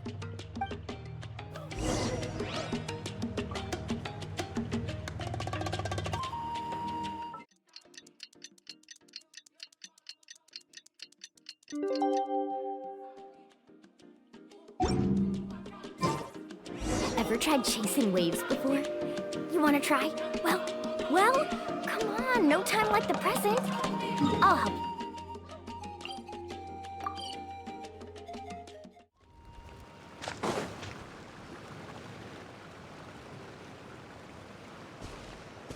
You're here. Very punctual. Oh, so the gruesome twosome come crawling back. Here to make amends after the gross irreverence you displayed last time? Very well. The almighty Dragon Lord Kahula shall grant you the audience that you seek. Now pucker up and kiss our feet.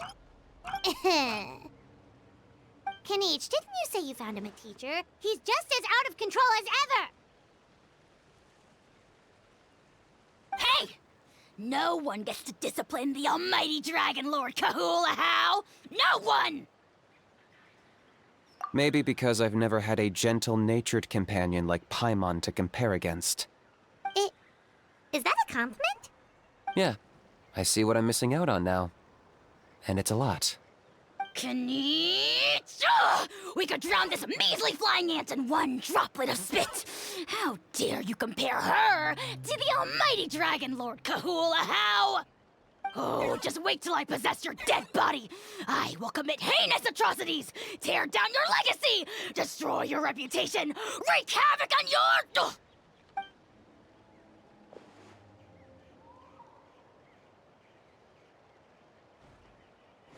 Traveler, Paimon, let's get down to business.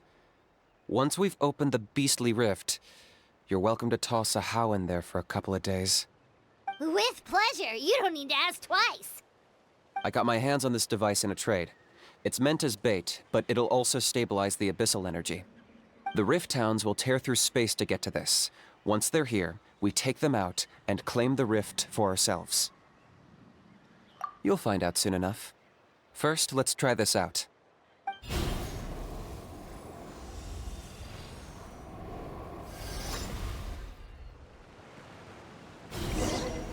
They'll tear you to pieces given half the chance, so be careful.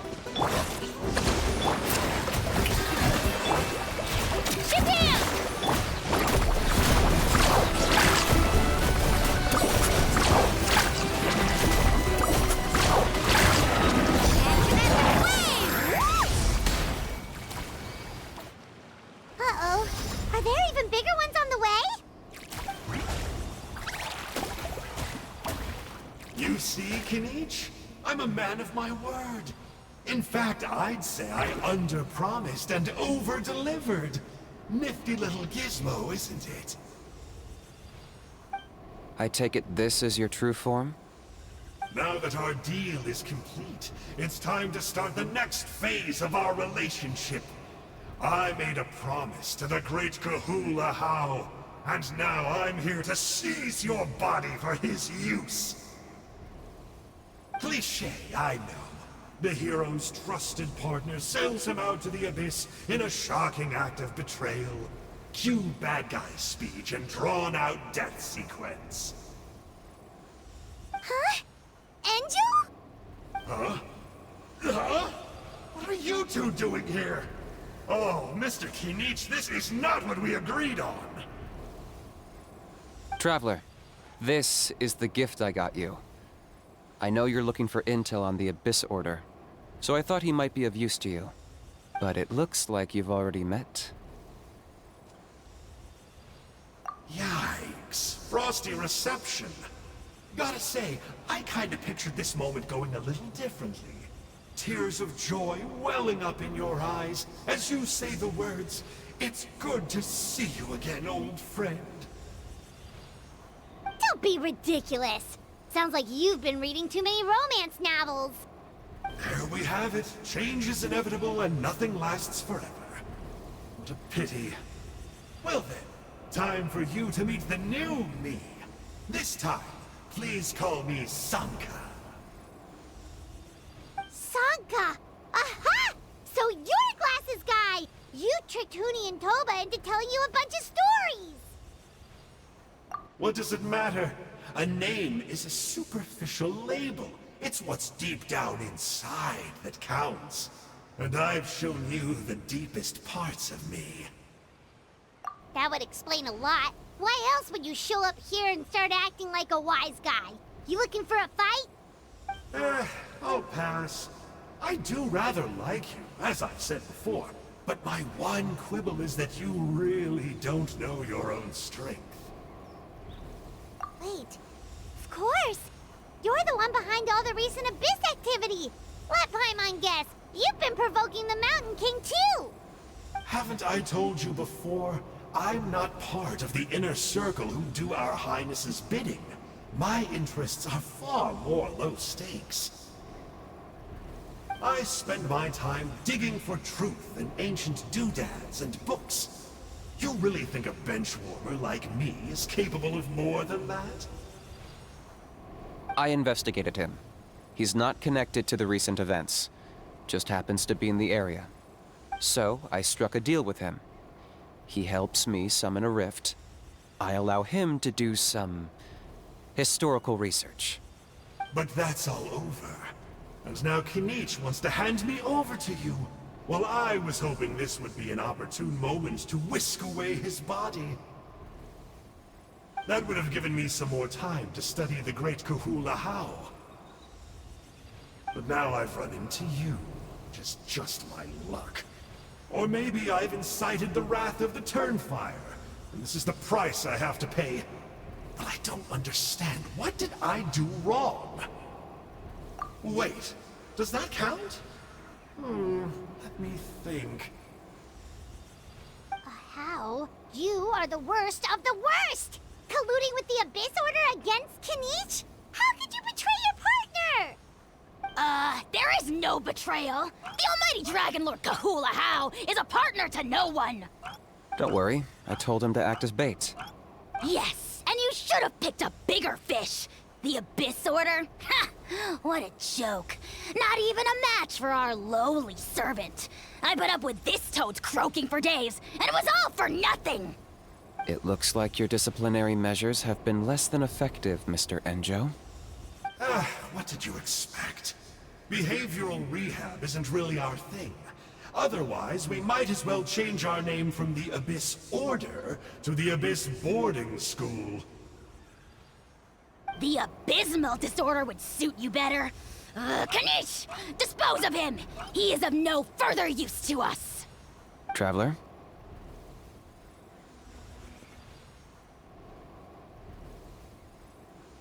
Hey now, I may be a lowly clerk, but don't underestimate me. I could never beat you in a straight-up fight, but when it comes to running away, I won't lose to anyone. Do me a favor, and remember how fast I disappear. Maybe then you'll show me a little respect next time. Darn! He got away again! Couldn't you have stopped him? It's alright. He's not worth our time and energy. Besides, it seems like he's in debt to a lot of people. I'm sure they'll keep him busy. If you say so. Still, Paimon's kinda surprised that you actually struck a deal with someone from the Abyss Order. To borrow that guy's words, names are superficial labels. Whether you call it the Abyss Order or anything else, it's a broad generalization at best. Think of it like apples that have fallen from a tree. If you tasted each one, you'd find that they're all at different stages of ripening. Even the unripe fruit blown off its branch before it's fully grown can still be brewed into a fine wine. Everything has its use. Huh. Well, in that specific sense, maybe Enjo's not such a bad apple. Not rotten to the core, at least. Of course! Only the almighty Dragon Lord, Kahula How, is rotten to the core and evil beyond redemption. Ugh. So what exactly are you anyway? You're definitely the evilest little thing Paimon's ever met. Don't worry, he can't hurt a fly. You could say that. Paimon heard that those kinds of contracts might come with a terrible cost attached. Is that true? Such as a How watching me like a ravenous vulture? Vulture? Vulture! We are the Dragon Supreme, sovereign ruler of the Nation of Flame. Let's pick this up another time. It's getting kinda late. You should go back and get some rest. Big day ahead. Tomorrow's Turnfire night. Time to light the sacred flame and burn away the filth for a legendary 500-year-old warrior. Oh yeah. Hearing you lay it out like that is making Paimon a little nervous. For all the work we've put in, it all comes down to tomorrow night. We have to make sure we solve this problem once and for all. Then it can't hurt to say this one more time. Good luck to us both. See you tomorrow.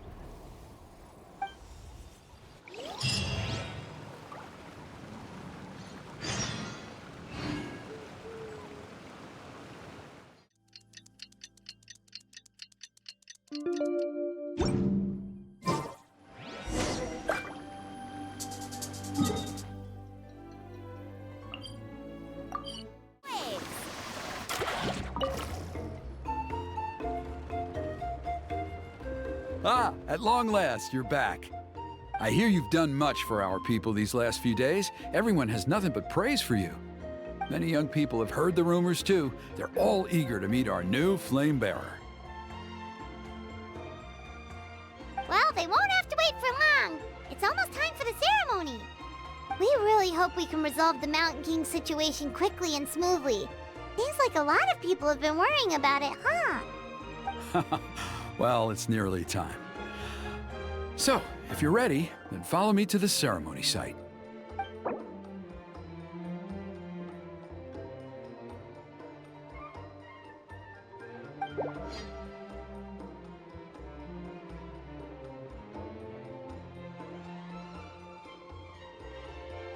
Of course, there's no rush. I can wait for you right here.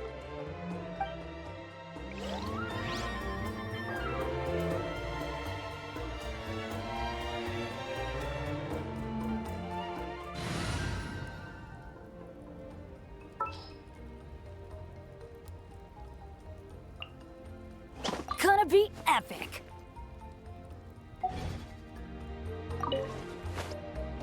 Are you ready?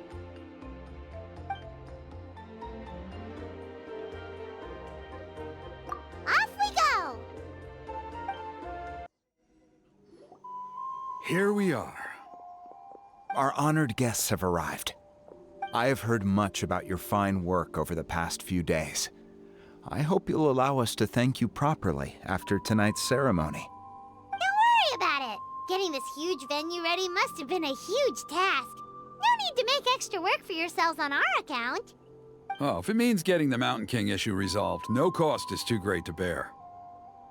A resolution will come in due course, but every great fire starts as a tiny spark. We must take it one step at a time. No one would disagree with you if that were possible, Chief, but it's been far too long since we've seen a real step forward. Look around you. Can't you see how our numbers have dwindled since the last Turnfire night?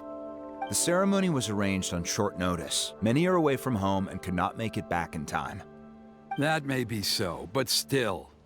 Good evening, Traveler in Paimon. Kinich! Not a moment too soon. Chief Wayna, Elder Trinidad, could you give us a minute? I'd like to give the Traveler a few pointers as the previous Flame Bearer. Very well, but make it quick. Let me know when you're done and we will begin the ceremony. Let's step to the side. Has anyone gone over the key steps of the ceremony with you yet?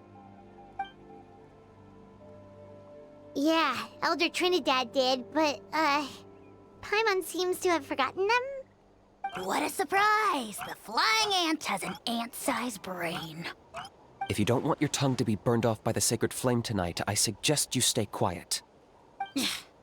See those sacred flame pillars? Once you've lit the fire, go light each one up in turn. Once that's done, head down into the cave where the Mountain King slumbers, light the braziers along the way, then bring the flame to the final altar. Then the ceremony is complete. That sounds simple enough. The process isn't complicated, but remember, you mustn't turn back at any point. If you miss a pillar, you can't light the next one, then come back to it. You have to keep moving forward, or it's seen as disrespecting our ancestors. If that happens, you won't receive the blessing of the Turnfire, and you'll have to start over. I made you a diagram that summarizes the steps. Take a look.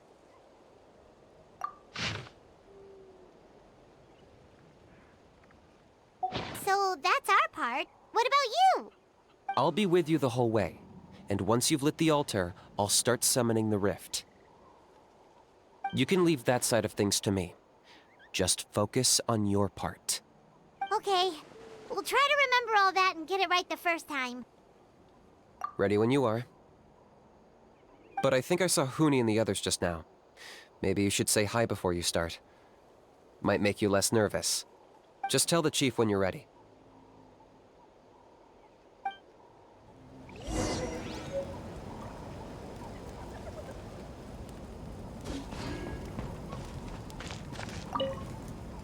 Oh, Miss Traveler! You look so pretty today! You're gonna make sure the Mountain King never threatens us again, right?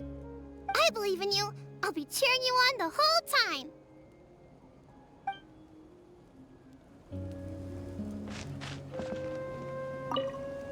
Mighty Outlanders, the time has finally come.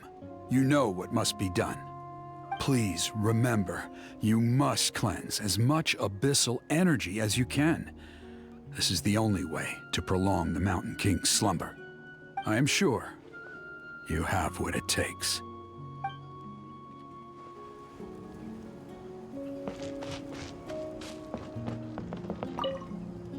Miss Traveler, you're finally here! I even dragged my uncle out to watch the ceremony. Although I'd hoped for the Malipo name-bearer to perform this ceremony, that was never anything to do with you, so please don't take it personally. I got thinking last night, and I realized if the lesson of Malipo is to look forwards, then I should accept that my book is gone and start anew. Besides, I'll have even more to write about this time, given this will be our first Turnfire ceremony featuring a flame bearer from another land.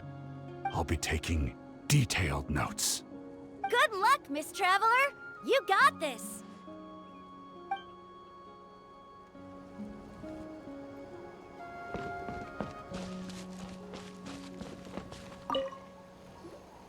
How are you doing? Is all in order? Very well. Then come back when you're ready.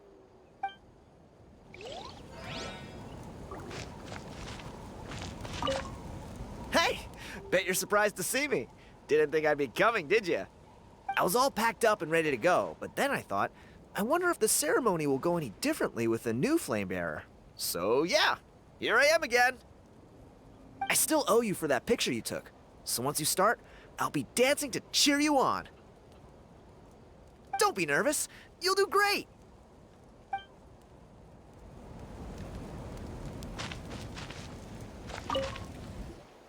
How are you doing? Is all in order? I'm counting on you. Don't forget what we talked about. By past fuel and present flame, life marches ever on.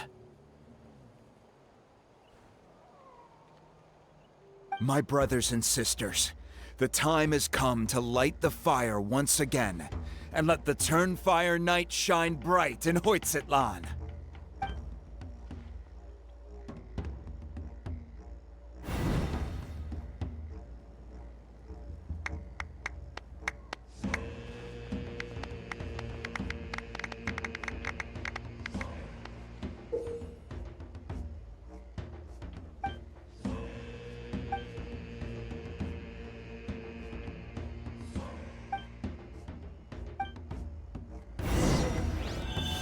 Go get the sacred flame.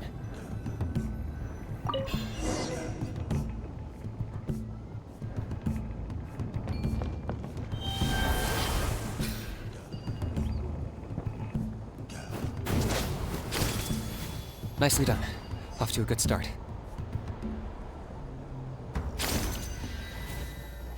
Great stuff.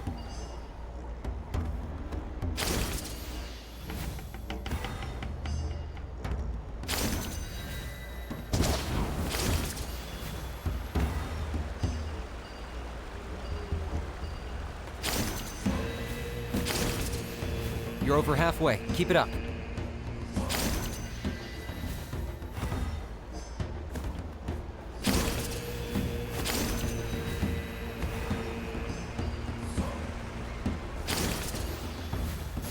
Impressive.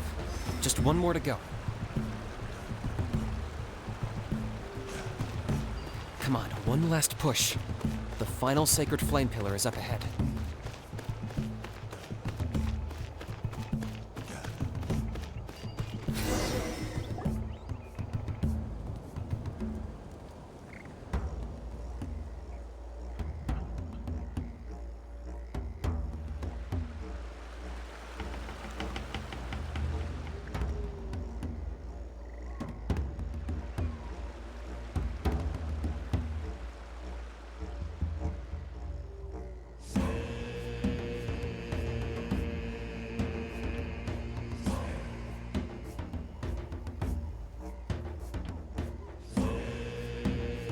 Great. All the pillars are alight. Next, it's down into the canyon and head for the Mountain King's cave.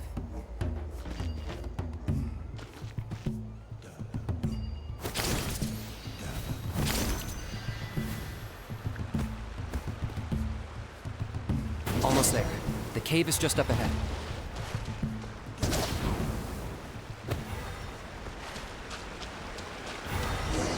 The Abyss presence is growing strong. We should deal with the contamination first.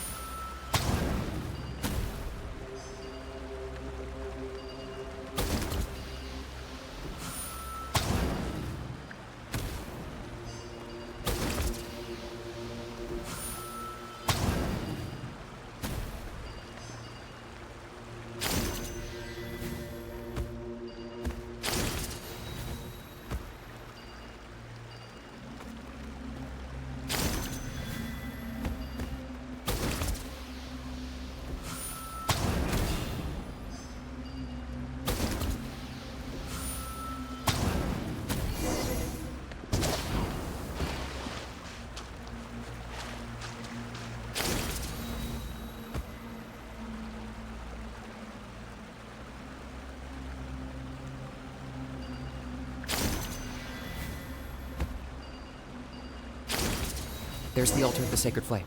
Remember, light up the torches around it first.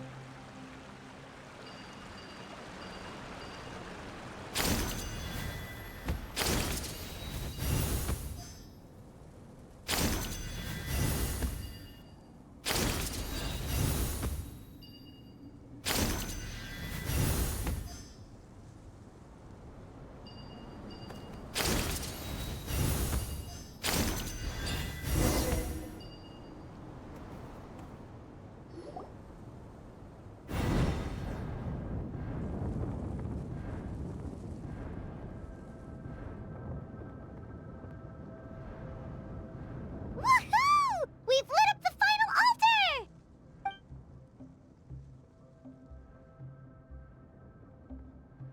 That's the Mountain King up ahead, right? That's him. Kangamato, king of the Yumkasaurs from 500 years ago. He's very powerful. Paimon can tell. He is huge. Let's tread carefully. We don't want to wake him up. You've made it at last. You did even better than I expected. Traveler, now comes the final and most important step of the ceremony. Please use the power of the sacred flame to cleanse the Mountain King of abyssal filth. There's no need this time.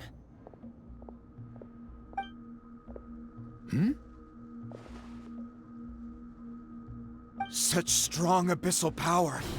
What is that thing? Kinich, what is the meaning of this?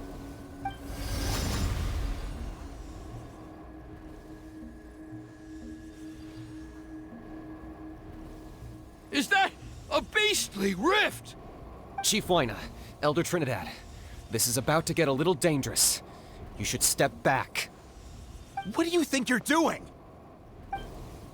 Solving the Mountain King issue. You mean by having him torn to pieces by rift hounds? No, stop! We can't let that happen! Foolish Locust! Ugh, can't you see? We're trying to shove your Locust King into the beastly rift! But... I'm sorry, Chief Wyna and Elder Trinidad. This is the only way. Can you promise me that no harm will come to the Mountain King? I can't guarantee it, but I'm fairly confident. Traveler, this is not what we agreed on. You must cleanse the Mountain King of every last trace of abyssal contamination. Okay, I see what this is. You've been in cahoots this whole time!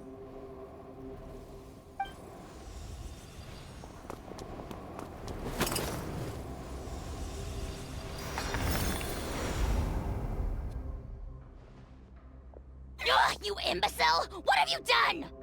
Oh no! The device is destroyed! You forced my hand. I had no choice. Elder Trinidad! What are you doing?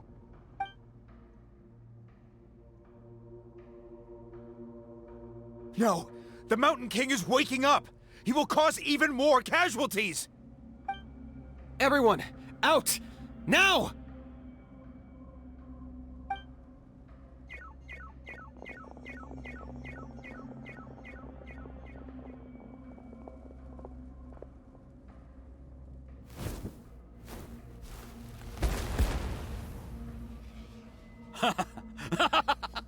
Well, it seems there's only one way to awaken you all from your willful blindness.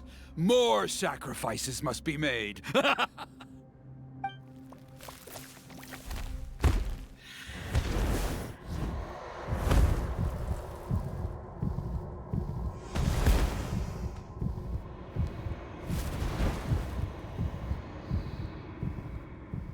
Take me, O Mountain King! Take me as your next sacrifice!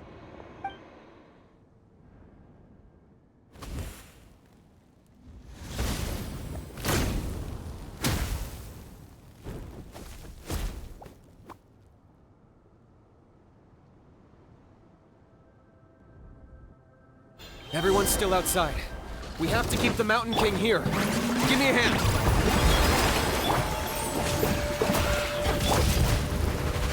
Right here! Drilling down! Surf's up! Watch out for the fruits he's spitting out. You can use those against him. Yeah, that's it!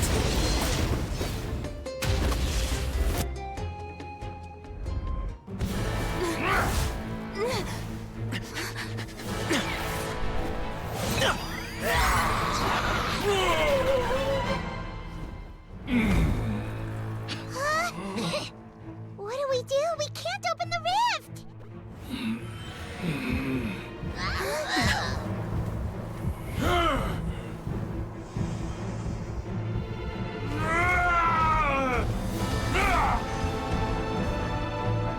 Kill me!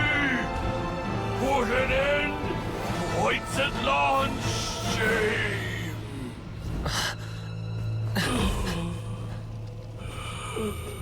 By past fuel and present flame, life marches ever on. Oh, Burkina, I must atone.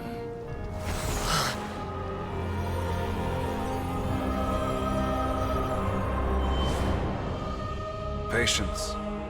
We will answer to the fire for all our deeds. Even if one day I fall behind, never look back. Keep moving forward, as we are now.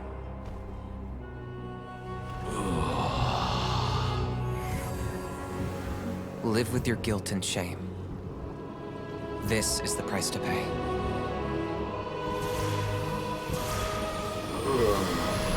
Heir to the Turnfire, please use my ruined vessel to train the heroes of the future. The will of Kangamato will march ever on, till the abyss is stamped out.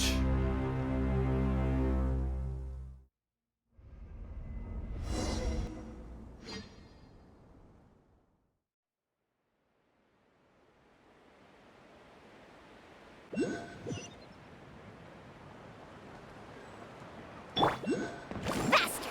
Whew! Pretty eventful day yesterday, huh? Paimon wonders how things are doing now. Let's go ask the chief! Traveler, you've come at just the right time. I have some good news for you. Trinidad's condition is stabilized. He suffered burns on much of his body, but we believe he'll survive. Guess that's the best news we could hope for. Paimon has to ask, is everyone in your tribe such a risk-taker? First Kinich, then Elder Trinidad? Is this the Scions of the Canopy's adventurous spirit in action? We're simply not afraid to charge ahead into the unknown. He's fine. Don't worry. He's gone to check on the Mountain King. Something most mysterious has happened. After the incident yesterday, a transparent shell has formed around the Mountain King's body. We don't understand the mechanism behind it, but the shell appears to insulate him against the influence of abyssal power. It is somewhat akin to a scab, in that it stops the abyssal energy within him from bleeding out, while also preventing further abyssal energy from seeping in and infecting him. We've never seen anything like it. The tribe's most senior elders believe it was caused when he was burned by the sacred flame, similar to the way burned wood becomes charcoal. I think their theory makes sense. After all, we've never thrown the Mountain King directly into the sacred flame before. Wow. So it's made a barrier against abyssal energy? That's a good thing, right? It's practically a miracle from what we've seen of it so far. It means that the Mountain King's level of abyssal energy is now stable. No longer will we need to perform an annual cleansing ceremony. Wow, that's amazing! I know what you're thinking. The young people in the tribe are already speculating that yesterday's ceremony was a Turnfire night like none other in our history. Because you and Kinich, you summoned the very flame that appears in our ancient legends. A great transparent ball of fire. And that fire is what saved the Mountain King. Whoa! So that was the real Turnfire? I may be the chief of this tribe, but I've only ever known the Turnfire as a concept in our legends. I cannot answer that question. If anyone can answer it, I suspect it would be the bearer of the Malipo name. He is in the Mountain King's cave as we speak. Ah, so Kinich then. Why don't we go see how he's doing?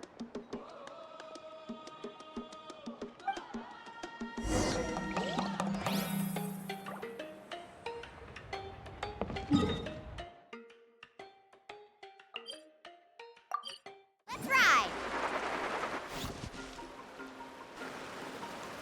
Hey, Kinich! Hey yourselves. You two doing okay after yesterday? We were gonna ask you the same question. You scared Paimon half to death when you rushed into the fire. Sorry, I couldn't just stand and watch the Mountain King get burned alive. So you thought you'd try and extinguish the sacred flame with Dendro? Or is that an attempt to make the almighty Dragon Lord Kahulahau die of laughter? The sacred flame only possesses a fraction of the Pyro Archon's power. It's not as if I was fighting the Pyro Archon herself. Kinich, when you went into the flames, were you intending to, Intending to what? to do the same thing as Burkina. Sacrifice myself? Of course not. My focus was on keeping the Mountain King alive, not on what it would cost. But now I'm curious. What made you think I was going to sacrifice myself? Well, because everyone's saying the Turnfire is what saved the king last night. And Ponche's theory was that summoning the Turnfire is a tit-for-tat exchange, right? So, Paimon thought you decided to pay for it with your life. So you've heard that rumor too. I'm afraid I can't say for sure. What happened yesterday was a first for me too. Well, even if you don't know, there's probably no one in the world who does. What I would say is, if that really was the power of the Turnfire, I'd sooner believe that the Mountain King summoned it himself. The Mountain King? Then, what price did he pay? The core meaning of price is not atonement or compensation, but what you're willing to give up in order to obtain what you want. It's easy to die for your sins. Much harder to live with the guilt and keep on going. In the end, the Mountain King chose the latter option. For Burkina and for the tribe. That's the price he paid. Alright, so how is the Mountain King doing now? Health-wise, there's nothing to worry about. He'll enter a fighting stance whenever we set foot in his territory. But his attacks are gentler now and not as crazed as before. Like he said yesterday, he just intends to be a sparring partner for people to practice with. Yeah, I tried communicating with him again, but he didn't respond. We dare say that Locust King has well and truly lost its mind. The lights are on, but nobody is home. Its body remains fighting fit thanks to the perverse power of the Abyss, but time has been less kind to its soul. It was ground to a pulp long ago. But we saw him come back to his senses yesterday. That was merely one last burst of brain activity before it croaked. As you humans would say, it went out with a bang. Oh, come on! Stop being such a doomer. Paimon bets the Mountain King has finally let go of the tragedies of the past now, and is focusing on moving forward. That's why he doesn't have time to chat with us. He's too busy thinking about the future. Well, at least it means my fellow tribespeople can move forward now, too. Thank you for your help, Traveler. I owe you one. Yeah, that's right. You caught Enjo for us, remember? But he ended up being completely useless. It's not a fair trade if you lost out. That's on him. It's not your fault he's useless. Besides, we're friends now. You don't know us anything. Friends? But your friendship is an even more valuable gift. I can't in good conscience accept it for free. So promise me, if you need anything in the future, you'll come to me. For you, I'll do anything.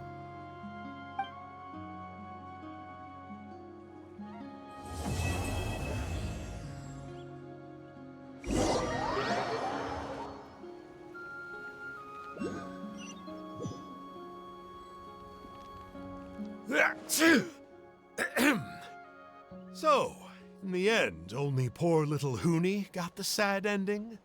Yeah, everyone's happy except me. First Nana, then my dad. Why does everyone in my family have to suffer? Huni, it'll be okay. Your dad will get better soon.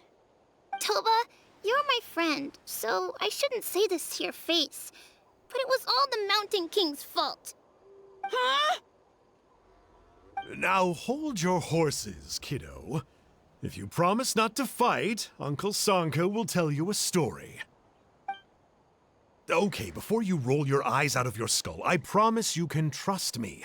I almost got my eyebrows burned off by the Turnfire after last time.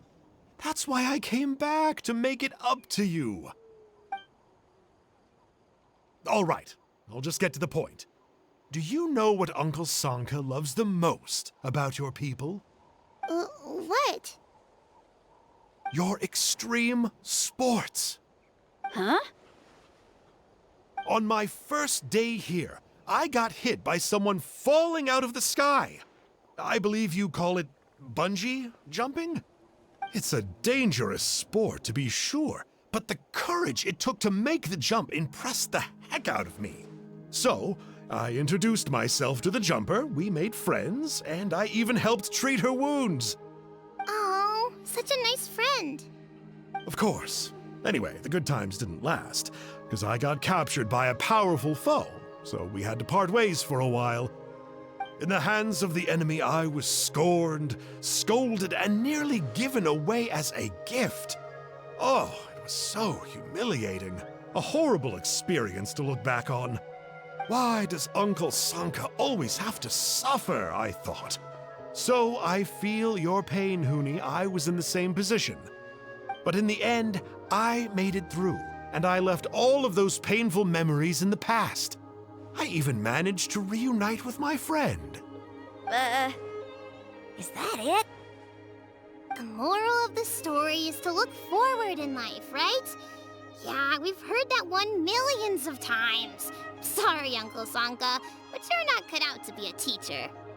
Very smart, Huni, but not quite smart enough. What I'm trying to tell you is that after I reunited with my friend, I found her injuries were all healed, but she really missed her family. So, I thought you might like to see her too. She's right behind you. Turn around and see. Another trick about not turning back? I'm not falling for that one again. Huh?